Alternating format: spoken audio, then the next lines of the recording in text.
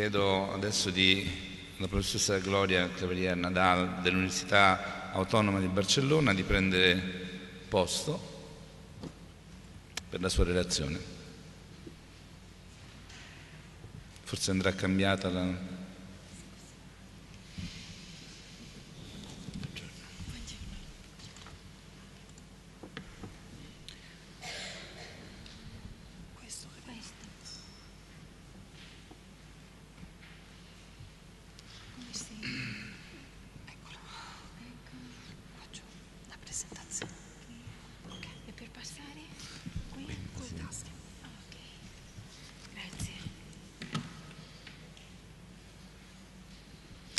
Buongiorno. Le mie prime parole devono essere di gratitudine per il gentilissimo invito dell'Accademia della Crusca, della Coscienza Svizzera e della Società Dante Alighieri. Vorrei ringraziare in modo particolare il professore Claudio Marazzini, presidente dell'Accademia. Questo invito mi ha permesso di partecipare a un interessantissimo convegno che ha riunito molti colleghi prestigiosi nel campo della neologia degli anglicismi. La mia modesta partecipazione in questo convegno tenterà di presentare la situazione degli anglicismi nella lingua spagnola e nella lingua catalana. Mi dispiace molto non fare la mia esposizione in italiano. Parlerò in spagnolo, vi prego di scusarmi. Se vado troppo rapidamente, prego di farmi una señale. Bien. Explicar de manera breve y resumida la situación de estas dos lenguas iberorrománicas, el catalán y el español, ante los anglicismos es tarea ciertamente difícil, si no imposible. Intentaré, sin embargo, en esta media hora y como modesta contribución, presentarles algunas consideraciones y reflexiones en torno al tema que espero que faciliten la aproximación al comportamiento de estas dos lenguas y al contraste con el italiano y las otras lenguas europeas que se han considerado en este foro. Me interesa, para empezar, establecer algunas semejanzas y diferencias, los puntos en común y las divergencias entre estas dos lenguas, tanto desde el punto de vista extralingüístico como desde el punto de vista interno. Después trataré separadamente cada una de estas lenguas, primero el español y después el catalán.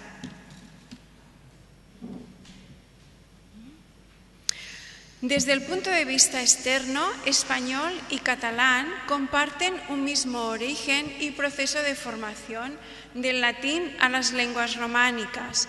Conviven en la península dentro de un mismo territorio, por lo que establecen entre ellas un contacto lingüístico muy intenso. Español y catalán son dos lenguas europeas que se encuentran en una situación similar ante los neologismos frente al empuje del inglés y están sometidas a la creciente globalización que afecta también al léxico. Ambas lenguas, en el caso del español de España, comparten una misma historia. La intensificación de los anglicismos se ha producido sobre todo a partir de los años 50-55, tanto en español como en catalán. Las diferencias entre español y catalán se centran fundamentalmente en estos dos puntos. La extensión geográfica y demográfica, que para el español es una de las primeras lenguas del mundo en número de hablantes, mientras que el catalán tiene unos límites reducidos. En el caso del catalán, la estandarización ha sido relativamente reciente. Se ha producido en diferentes fases en el siglo XX y, como veremos, esto tiene implicaciones importantes para los anglicismos. Desde el punto de vista interno, si vede, Desde el punto de vista interno, cabe señalar que español y catalán son dos sistemas lingüísticos parecidos, con parecidos importantes por cuanto son dos lenguas de base románica y tienen unas semejanzas estructurales importantes. Por ejemplo, a diferencia del italiano, el catalán y el español no tienen la distribución fonotáctica de S más consonante en posición inicial. Por tanto, en los extranjerismos siempre se produce una adaptación a la pronunciación ES más consonante, estándar, están, tanto en la fonética siempre, en la grafía en algunas ocasiones. Hay que tener en cuenta, sin embargo, que hay diferencias estructurales entre estas dos lenguas. Son diferencias muy importantes que afectan a la estructura silábica, sobre todo a la posición final. En el caso del español, tiene unos finales muy parecidos al italiano, de manera que en posición final únicamente pueden aparecer esas consonantes que aparecen aquí, R, L, N, S, C y D. Como esos ejemplos, mujer, sol, pan, mes, paz y edad. Eso en el léxico patrimonial. Mientras que el catalán tiene unos finales muy parecidos al inglés. Cualquier consonante puede aparecer en posición final, incluso grupos de 2 y 3 consonantes, como esos ejemplos que tienen aquí, cop, groc, peix, pell, puny. Y también otras. Por ejemplo, los plurales son grocs, groc, grocs, forn, horno, forns, dorms es duermes, reps es recibes. Por tanto, son varias consonantes en posición final. Esto en español es rarísimo, solamente existe en los extranjerismos. Por tanto, ahí hay una diferencia estructural fundamental. Después de esa pequeña presentación me voy a referir al español y el tratamiento de los anglicismos y el catalán por separado. Y al final haré una conclusión que yo creo que vale para los dos y quizá también vale para otras lenguas. Para el caso del español me voy a referir a 3 puntos que me parece que son fundamentales. El anglicismo en español, en España y en América, porque son dos aspectos diferentes. Los anglicismos en la norma y en el uso, aquí también hay una diferencia importante, y los anglicismos en la prensa, porque son muy importantes en todas las lenguas y en el español tienen un comportamiento especial. En el caso de España y América, según el último anario del Instituto Cervantes, el número de hablantes que tiene el español como lengua oficial o cooficial en su país asciende a 418 millones de hablantes. Se trata de la segunda lengua por número de hablantes nativos y es una lengua que se encuentra en 3 continentes, en Europa 46 millones, en América está el peso más importante, 370, y en África no llega al millón, sobre todo son los hablantes de Guinea Ecuatorial. Todos estamos de acuerdo en que la fuerza del español ahora mismo está en América. Existen divergencias muy importantes en el comportamiento de los anglicismos entre España y América. Las razones de eso pues, son históricas, tienen una base histórica muy importante, pero también son geográficas. Históricamente, pese a que el francés y la cultura francesa influyen en Latinoamérica en los siglos XVIII y XIX, ya desde el siglo XIX, con la independencia de las colonias americanas, los nacientes países tomaron a los Estados Unidos como modelo político y administrativo, de manera que fueron mucho más permeables al influjo léxico del inglés, mientras que España durante todo el siglo XIX y gran parte del siglo XX estuvo en la órbita cultural francesa, con lo que muchos de los préstamos del inglés, del español de España, en realidad proceden por vía indirecta del francés. Otra cuestión es la proximidad geográfica de algunos países americanos y el contacto que se desprende de ello de algunos países americanos con los Estados Unidos, que esto explica también unas diferencias muy importantes según algunos países. No es lo mismo el contacto con el inglés que se establece, por ejemplo, en todo Centroamérica, en México, de otros países, como por ejemplo, mucho más lejanos, como por ejemplo Argentina. No me voy a referir aquí a la situación del español en contacto con el inglés en Estados Unidos, porque es una cuestión completamente diferente y muy compleja. De esa manera ya hay muchos anglicismos que con una larga tradición presentan una situación diferente en España o en América. Por ejemplo, aquí no están. Aquí tenemos algunos. En toda América se dice overall para un vestido de trabajo, en España no. En España tenemos en el léxico del automóvil muchos términos que vienen del francés, por ejemplo, para choques. En América existe bumper. En América también encontramos un derivado de gasfitter, mientras que esto en España no existe. Incluso hay algunas diferencias que son mucho más recientes. La diferencia entre ordenador, del francés ordinateur, mientras que en América se prefiere computador o computadora. Incluso la abreviatura de móvil y celular actualmente es preferible en España móvil, en América celular. Existen también diferencias mucho más recientes. De todos modos, esa cuestión de los anglicismos es valorada dentro de la relación unidad y diversidad dentro del español, es bien valorada. Ya desde los años 60, muchos académicos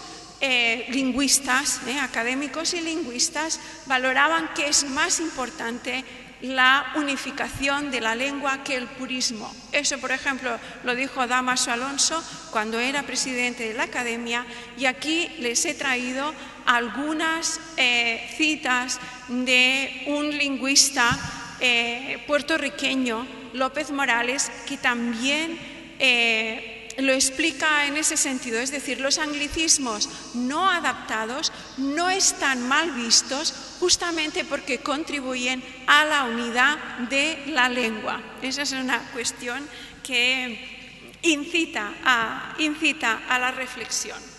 Voy a pasar ahora a la consideración de los anglicismos, la norma y el uso. En español, para el español, la norma léxica emana de los diccionarios de la Real Academia. Eso se ha hecho progresivamente desde sus inicios en el siglo XVIII, con la publicación del Diccionario de Autoridades en 1726-1739. Por cierto, es un diccionario que tuvo muy en cuenta el diccionario de la Academia de la Crusca. Este diccionario ha tenido 23 ediciones, la última es de otoño del 2014. Y en este diccionario siempre se han admitido los extranjerismos en general, pues tiene una postura bastante purista y conservadora, de manera que solamente se admiten cuando se ha producido una generalización, cuando existen autoridades y cuando existe relativa estabilidad en el uso. En el caso de los anglicismos, aquí pues hay un estudio que lo ha estudiado hasta pues la edición de 2001, se ha producido un incremento muy importante en las últimas ediciones, sobre todo si miran los datos desde el 56 hasta el 92, esas son las distintas últimas ediciones. El salto se ha producido entre 1984, 1992 y 2001. Vamos a ver cómo se ha producido esta diferencia, este salto de admisión el doble de anglicismos. La Academia a principios del siglo XX a principios del siglo XXI, ha publicado 2 ediciones del diccionario, la del 2001 y la del 2014, y entre esos 2 diccionarios ha publicado un diccionario panhispánico de dudas para resolver las dudas del uso normativo. De manera que ese diccionario intenta resolver la práctica normativa de los anglicismos y entonces se enfrenta a la cuestión de los extranjerismos que no están adaptados. En la edición de 2001 se produce una novedad muy importante que no se había dado en las ediciones anteriores, y esta novedad implica se acepta un mayor número de neologismos, de anglicismos, sobre todo extranjerismos, y esos elementos, cuando no responden a las características fonotácticas y ortográficas del español, se marcan. Y de hecho, la normativa de la Academia implica que se tienen que marcar también en la escritura, con escritura en cursiva.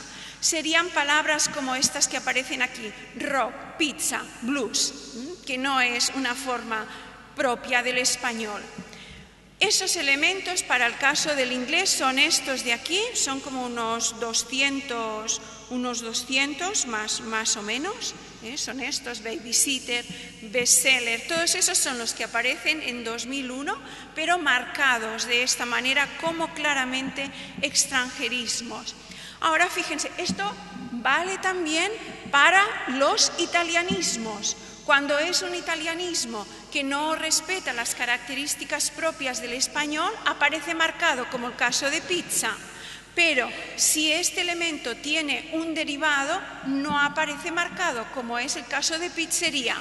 Yo creo que esto no es una solución muy coherente, pero bueno, es un intento de solución. Es un poco saltar el foso al que se refirió ayer el profesor Marazzini. Cuando la Academia publica el Diccionario Panhispánico de Dudas, vuelve a enfrentarse a la cuestión de los anglicismos y entonces establece una distinción muy clara entre distintos tipos de anglicismos: los superfluos o innecesarios, y los necesarios o muy extendidos. Pueden ser superfluos pero están muy extendidos. Y entonces ahí establece una diferencia dependiendo de si tienen la grafía, si conservan la grafía del inglés o tienen algún tipo de adaptación. Los extranjerismos superfluos no deben utilizarse, entonces siempre se dan soluciones alternativas. No es abstract, es resumen, sumario, extracto. No es backup, es copia de seguridad. En el caso de esos anglicismos que son tan generales que hay que aceptarlos, pues entonces estos tienen que marcarse con resalte tipográfico, es decir, de una manera determinada a la hora de escribirlo, como extranjerismos. Y en los otros casos siempre se propone una adaptación. Por ejemplo, paddle, pues con acentuación y con una adaptación gráfica a las reglas del español. ¿Qué ocurre? Que algunas de las propuestas de estas adaptaciones son unas propuestas muy raras, que se separan mucho de la forma internacional. Por ejemplo, hippie, no sé cómo lo pronuncian, hippie o hippie, del inglés. La forma que se propone, adaptación gráfica propuesta, es hippie. Esto no gusta mucho a los españoles. ¿Qué ocurre? Que esto revierte en el diccionario, de manera que el diccionario académico, el diccionario normativo, al final tiene varias formas alternantes para un mismo elemento, de manera que normativamente se aceptan esas formas que aparecen aquí, la más parecida al inglés y otras formas que son adaptaciones. Esto es lo que ocurre, por ejemplo, en el último diccionario, en el diccionario de 2014. Algunas de las propuestas que se habían realizado en el diccionario panhispánico de dudas, este de aquí, en el 2014 han desaparecido. Por ejemplo, se proponía para piercing o esta adaptación, piercing. ¿Por qué esta adaptación?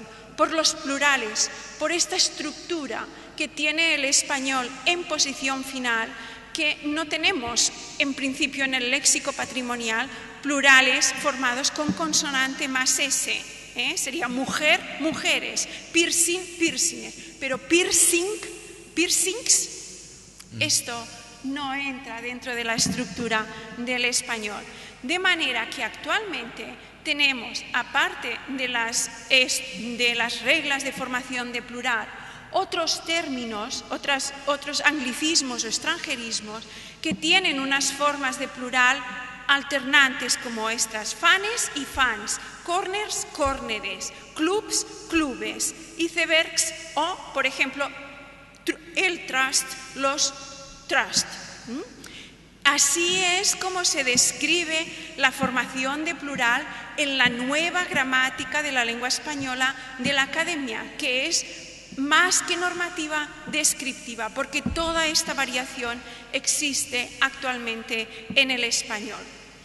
Los diccionarios, los que no son académicos, los extraacadémicos, desde los años 90 se han publicado muchos diccionarios que atienden al uso. Aquí tienen una lista de estos. Estos diccionarios reflejan el uso del español con todas las palabras que se utilizan, tanto si tienen un equivalente propio hispánico como no. Entonces, en la vida diaria, en el uso, tenemos alternancia entre parking y aparcamiento. Parking es el que preferimos en el español de España, aparcamiento lo prefieren en el español de América. Los dos pertenecen a la lengua y también preferimos piercing sin adaptar.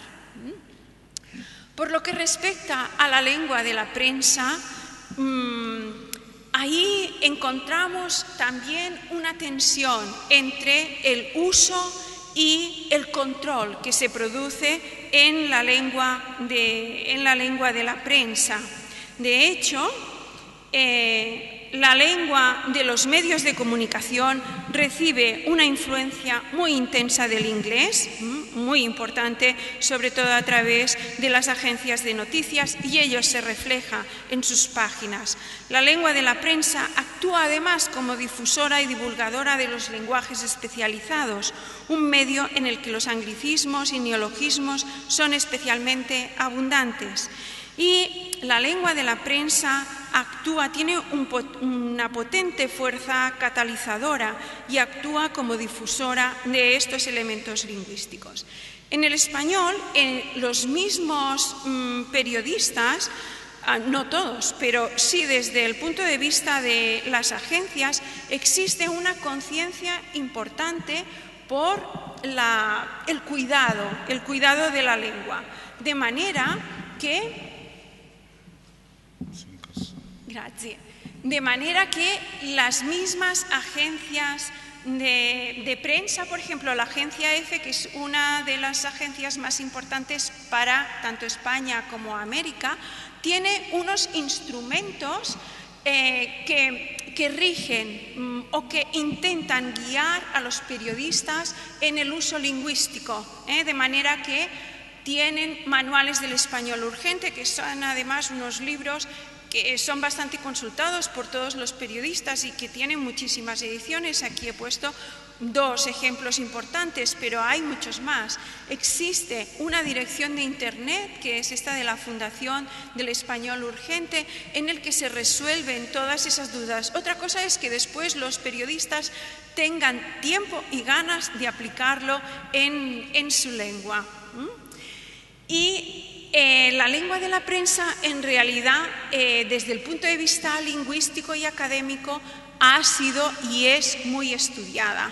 Existe el Banco de Neologismos realizado por Bob Neo, después me referiré a ese observatorio de neologismos que analiza y sigue tanto los neologismos que se crean en la prensa, tanto en catalán como el español. Este banco de neologismos lo pueden consultar en la dirección del Instituto Cervantes. Las últimas tesis que se han elaborado sobre los anglicismos tienen una base muy importante.